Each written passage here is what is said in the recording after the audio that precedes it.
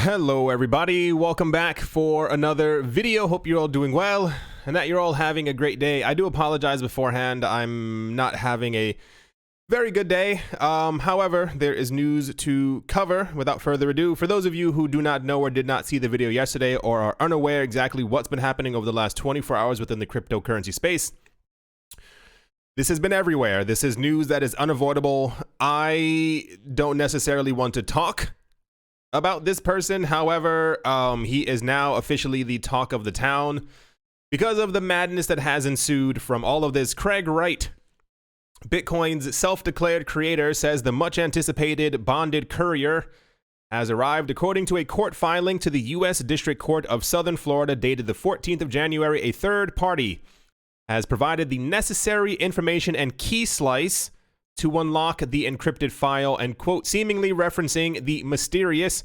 unnamed intermediary with the private keys necessary to unlock the $9.6 billion Bitcoin trove. For those of you who don't know, this guy right here claims to be Satoshi Nakamoto. He has over the last couple of years said that he is in possession of 1.1 million Bitcoin, not dollars, 1.1 million Bitcoin. And he said that in the 1st of January 2020, that was 14 days ago, that he would come into possession of a key cryptographic something that would allow him to unlock these coins on the 1st. He did not get that cryptographic lock, whatever, of coins. And as such, the court case against him, which we'll get into in 1 second, pretty much the court declared from the lawsuit, you have to show proof. And this is kind of where we are right now. In another filing Tuesday night, attorneys for Ira Kleiman, the brother of Wright's now deceased business partner, Dave Kleiman, wrote that Wright only provided a list of 16,404 addresses, but no information about the courier.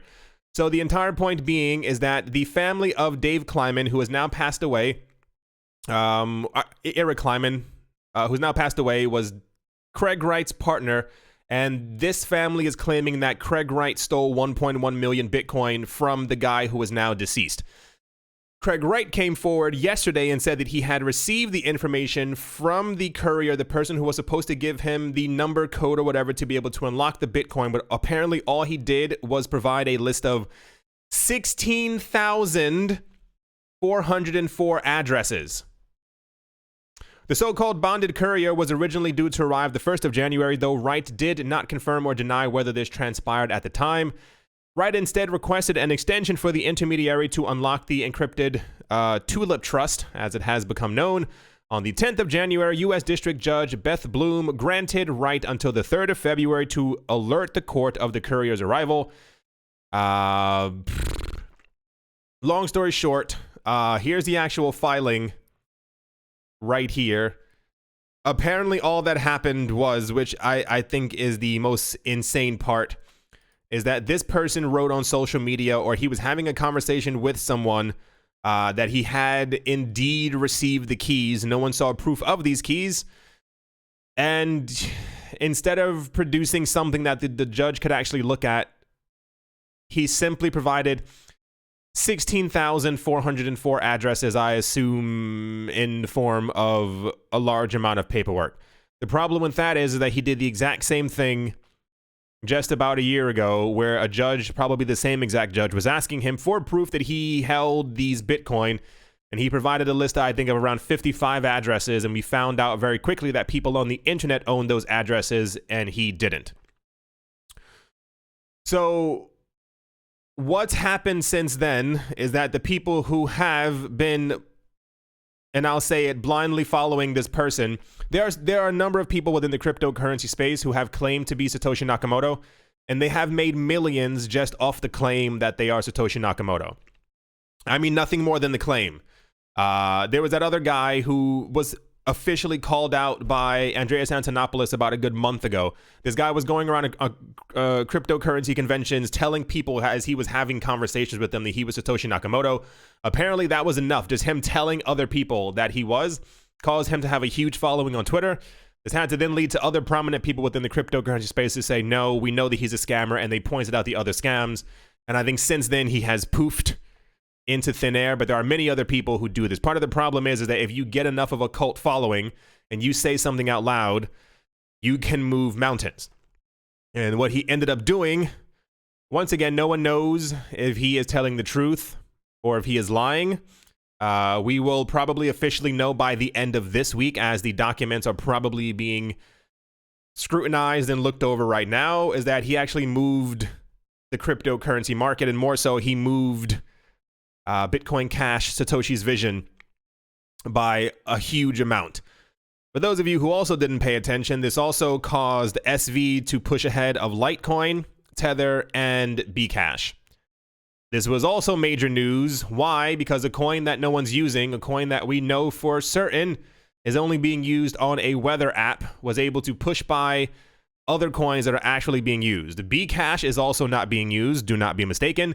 Litecoin, on the other hand, actually has a strong following and a bit of usage. Not as much as the number one coin, but it is still being used, and we know that Tether, for a fact, is being used by tens of thousands of people around the world as they are trading. We know this for a fact. So what ends up happening to the market when the market moves, because a coin that is not being used can be pushed further into the top 10, if not the top 5, it causes a huge problem. For those of you not looking at the screen, this article says, here's why Bitcoin bulls must wait for a dip to $8,300 for another rally. The numbers that we saw over the last 24 hours have been astronomical. I think Bitcoin has gone up by, was it 10, 15, 20% over the last 3 to 4 weeks. A lot of people have been asking why the price has been moving. A lot of people think that they know why the prices are moving. And then also the situation that we had yesterday, when the prices actually moved by a lot, has led a lot of people to believe that the rally, or rather that certain coins being pushed up this much, is actually quite unsustainable. So a lot of people are expecting there to be a dip, and I'll get to that as we actually look over prices, because something really weird happened, and I assume it's going to happen again. As far as a movement down in price, what they believe to happen or should happen for Bitcoin, and they think a lot of the numbers being pushed around is people think that we are going to try and retest 8,000.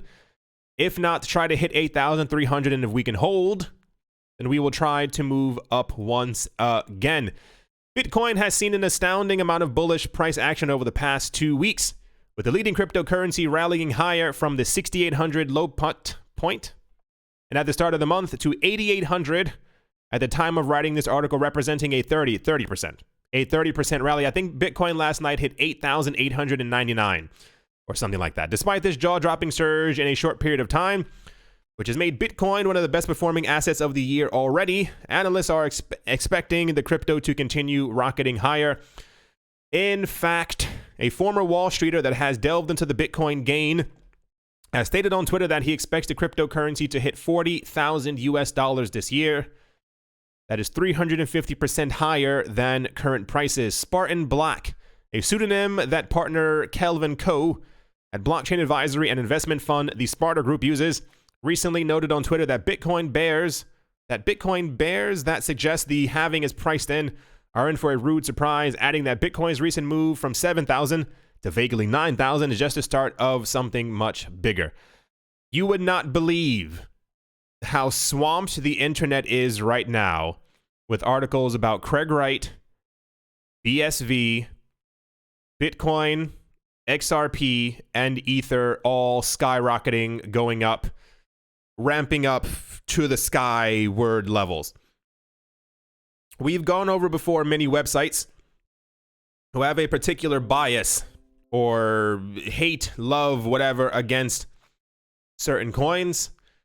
For those of you not looking at the screen, this is a website called News BTC. You can kind of figure out what coin they love. They have an article that says these factors suggest XRP could be starting its next parabolic journey. I don't think I've ever seen any website that has BTC in its name vie outwardly or push out in support of a reason why XRP could be getting ready to go parabolic. When the market moved up yesterday, I looked around for more reasons as to why the price had gone up. It was simply the entire news that someone said that they had received something. No real actual proof. The fact that that person also just simply gave 16... Do you understand how insane that is? Imagine someone asking you... Imagine you coming forward and saying, I am Jeff Bezos, I own Amazon. And you go, I will prove it. And you give them 16,404 pieces of paper and they go, it's him. And people start throwing money at you. It's as obscene as that. The fact that that's caused, at least for the moment, the crypto market to surge upwards is also absolutely insane. The fact that over the last 2 days, we've been able to more or less maintain this, and the fact that a lot of people and analysts are saying that we crossed by key numbers that we needed to cross by in order for the cryptocurrency market to get stronger, have more support, is also, I need everyone to understand just how mentally insane all of this is. That's all transpired within the last 24 to 36 hours. Anyway, for those of you who were wondering why prices were up and what exactly is happening with the market, there you go. We are getting an intense, as we get closer to February, and I don't mean that as like an actual time frame. I mean, the longer this month goes on, the more calls that we keep getting for Bitcoin to surge higher, for XRP to go higher, for this to move a lot faster, to this so and so and so. I think this is going to be one of the craziest years of our entire lives. I mentioned that before. We are 15 days into this year, and already all of this stuff is happening. But yeah, without further ado, let us move on. Next up, sanction experts of the United Nations, an intergovernmental organization responsible for maintaining peace and security, are warning people, crazy year, not to go to North Korea's upcoming cryptocurrency conference in February. Reuters reported the news on Wednesday, citing an upcoming annual report by the sanctions expert, which is due to be submitted to the UN Security Council later on this month. The report warns that presentations at the conference have included explicit discussions of the cryptocurrency for sanctions evasion and money laundering. I mean, what a time to be alive. Did you ever think that we'd be having these conversations? Like, what is happening? North Korea is due to hold its second crypto conference from the 22nd to the 29th of February, according to its website. For those of you who have no idea what I'm talking about 2 years ago, there were rumors that North Korea apparently had been hacking and stealing cryptocurrency from other countries. And then all of a sudden, they decided to have a cryptocurrency conference, like an actual conference where people went there and spoke and talked about stuff. Yeah.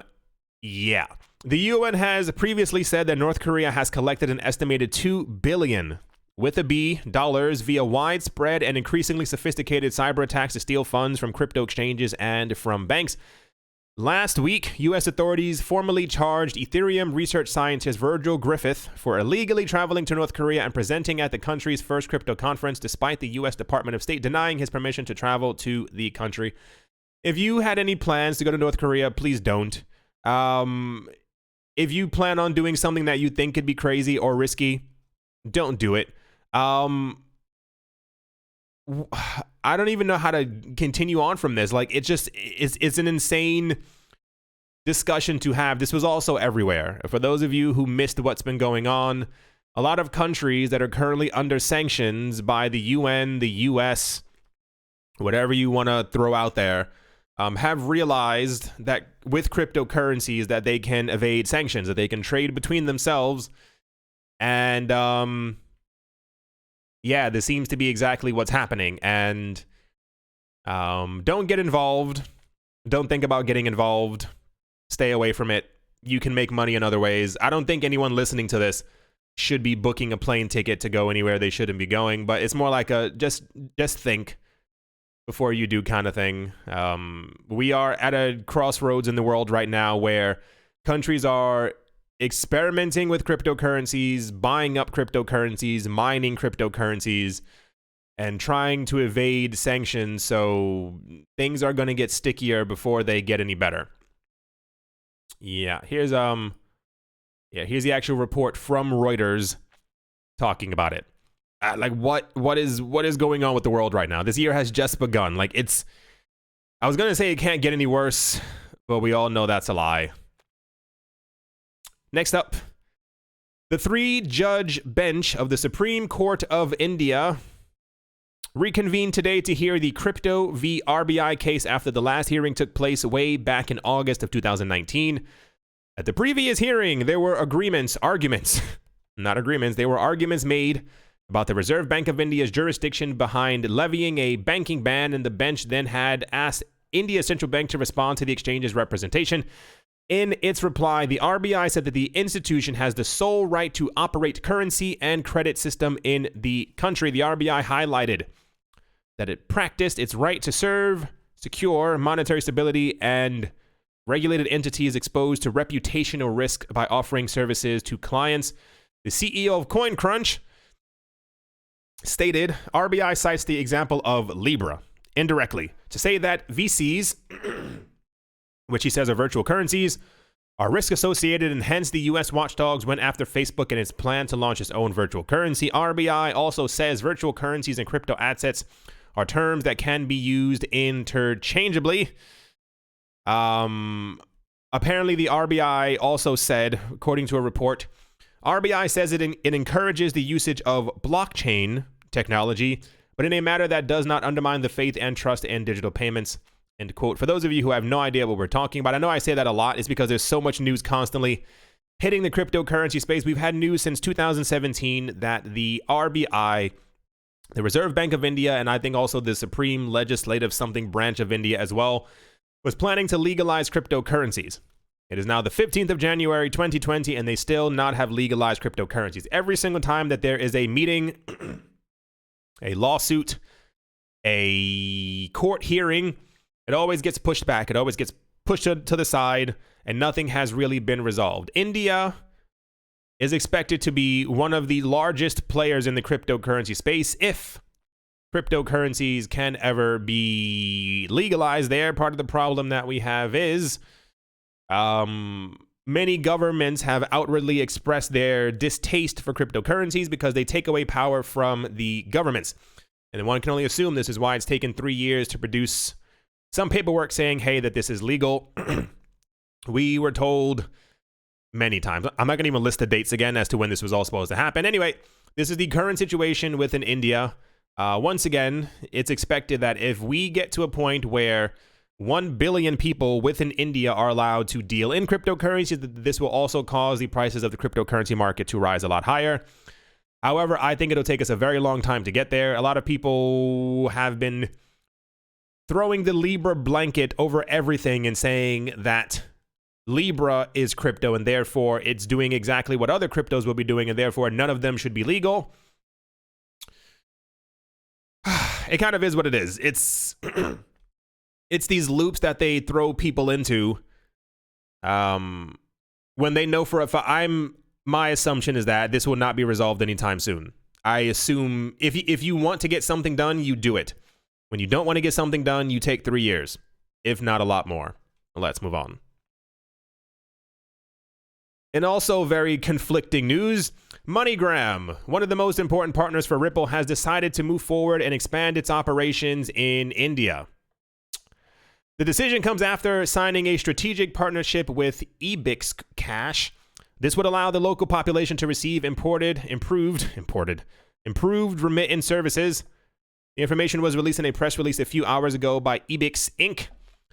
As per the press release, Ebix Cash, a subsidiary of Ebix Inc., will be offering new services to millions of customers across India. This partnership will allow MoneyGram to reach a large number of individuals through Ebix's 320,000, my gosh, it's a lot, distribution outlets in 768 different districts across the country. In addition to it, Ebix Cash customers in all locations will be able to use the MoneyGram remittance platform and use their services. MoneyGram allows its clients to send and receive funds across borders in a fast and easy way. There's no actual mention.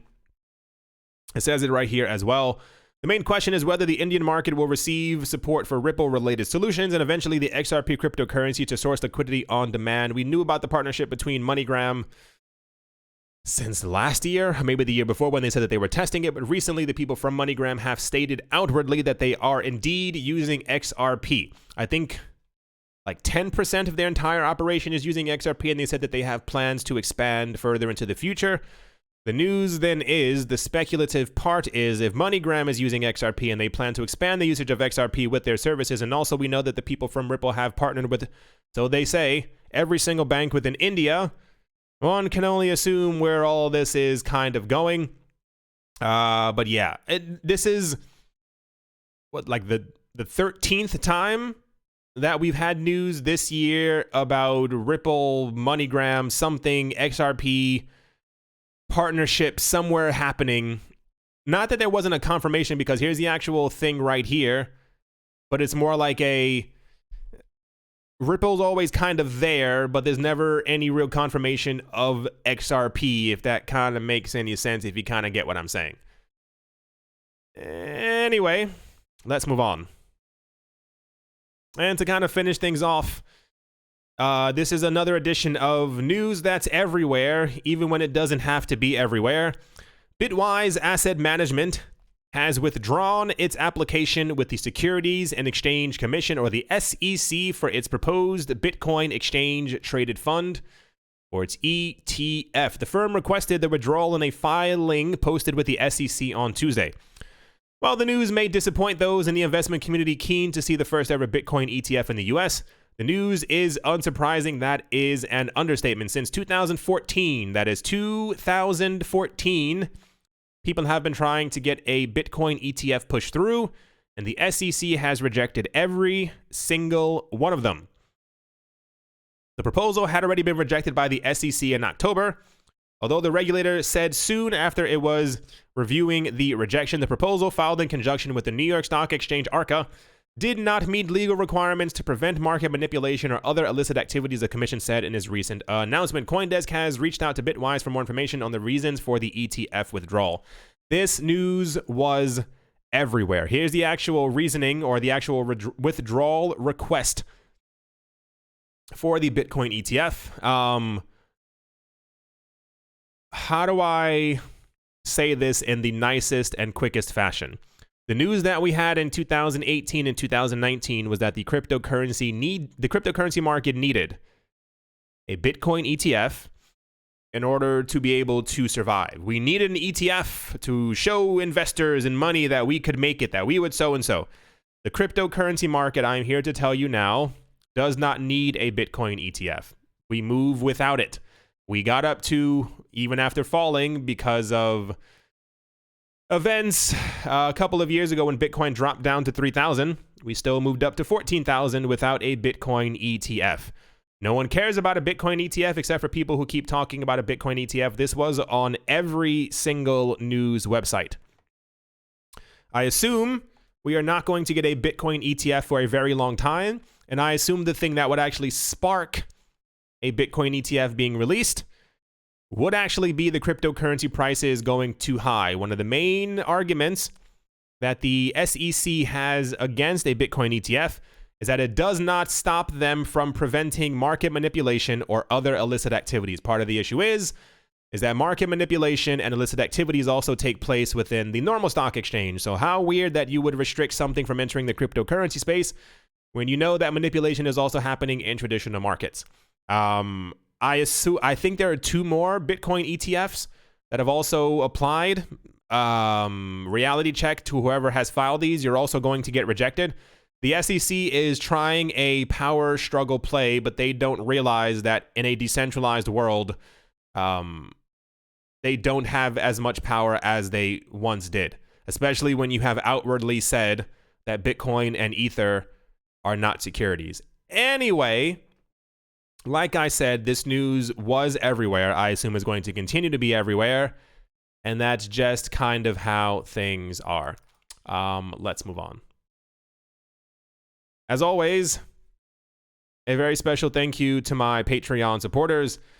Professor Wally from Gunbot University, Tsongololo, Nostromo, Mr. Pickles, John Sarson, the Animal Reader, a Bibliophobia, Barebones Mining, Todd Mullis, Adam Graysick, Mohair Maroney, Master Ventures in Thailand, Brady Neal, Jared Schneider, Wise Night Owl, 242 to the World, Crypto Joe, Bankroll Network, Adobo, Milweezy, Crypto Artist, Coldy 3D, Nicholas Renault, One Piece, One Love, Damien, Setsuna, Nick Kanaya, Richie Rich III, Vlad the Impaler, Crypto and Beer Shipmate, Paxis, Nick Mangialavori, Anthony Charles, Jim Gardner, Jeremy Fox, Minting Coins, Miller, Hitch Every Day, and Kyle Skips Leg Day. Yes, 2 Crypto, Bodie McBoatface, Anytime Fitness, Monk's Corner Staff, Arf, Medic 17, Bake Me a Cake, and Tigara Makonisa.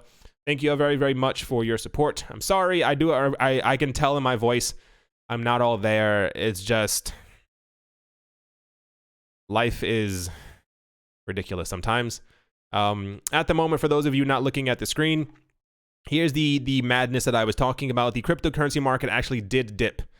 If this is 12 hours, it had to be around 6 hours ago. There was a gigantic dip in price. Right here, you see the drop, you see the drop, and then you also see Tether spiking at that exact moment. The cryptocurrency market did have that dramatic drop that people were talking about. However, it is already back up. I think we need to see by the weekend if this is sustainable, if this keeps going, where this is going to lead all of us, because a number of coins are incredibly high, even without being used. BSV is currently up by 82% on screenshots and 16,000 pieces of paper. Bcash is also up by almost 21% when no one's using it. EOS is up by 17% on nothing more than movements from the rest of the market. When was the last time you heard anything significant come out about EOS? Tron is up by 17%. Dash is up by 51%. Why? What was the other really weird one? Ethereum Classic is up by 33%. IOTA is up by 14%. Zcash is up by 22%. Bitcoin Gold is up by 70%. A lot of these coins are going to correct, and they are going to correct very, very, very, very, very hard. And I think a lot of people aren't ready for it. The issue is going to be, as I saw in the comment section, I don't know why people don't think I don't look at the comment section. Just because I don't react to every single thing that someone's saying. You have to understand, you're probably not the only person on the planet. There are other people also writing in the comment section. So sometimes I will miss some comments. So a lot of people saying that they were thinking of selling their Bitcoin and throwing it into SV while the market continued moving higher. The problem with that is no one can tell how long the market is going to move higher and when it's going to crash. And I already expect by the time the market starts to go down or crashes or prices can't sustain themselves for coins that are not being used, the comment section is going to be full of fury once again as people have lost tons of money. Bitcoin Diamond is currently up by 46%. I don't know how to make this any more clear. All the scams are currently up. All the Bitcoin hard forks and copies are currently up. Why are they up when nobody's using them? Because these are pumps and dumps. They are meant for you to throw your money into the market so that you get caught up in the euphoria, and then when they sell, you try to sell, and then you lose your money. Like I said, we will see how sustainable this is, or what ends up happening by the weekend, because, yeah. I hope you all enjoyed. Hope you all are having a great day, a great morning, great afternoon, or great evening, wherever you are, wherever you might be. This year is going to be nuts. Do you understand that? And if we end up getting to a point where Bitcoin's price passes not even 10, between 12 to 15,000, that's going to spark a new rally, and that's going to cause people to completely lose their minds.